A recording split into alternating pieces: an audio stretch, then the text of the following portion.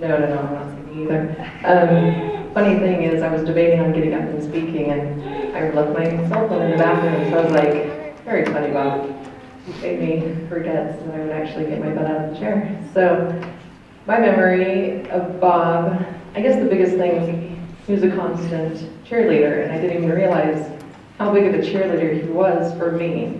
And as I was sitting here listening to everybody and listening to Phil, I just realized how selfish of me to think that I was the only one, that he was my biggest cheerleader. He was mine.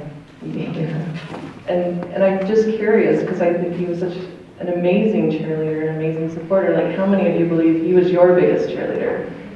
Like, I would hope, half every room would raise their hands. So, I'm expecting a few Facebook likes from Bob in heaven, and he would always call, and he'd always be checking up on all my photos and everything online, keeping track of me, and he'd call to hear the latest stories and how things were going up in Salt Lake, the big city.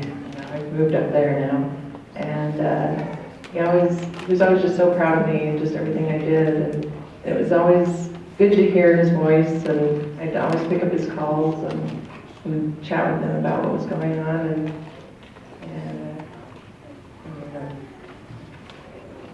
Mike went dead. Anyway, I just wanted to thank him publicly for being my biggest cheerleader, and finally got over my teenage brattiness when we resolved the Ramses and pumpkin thing.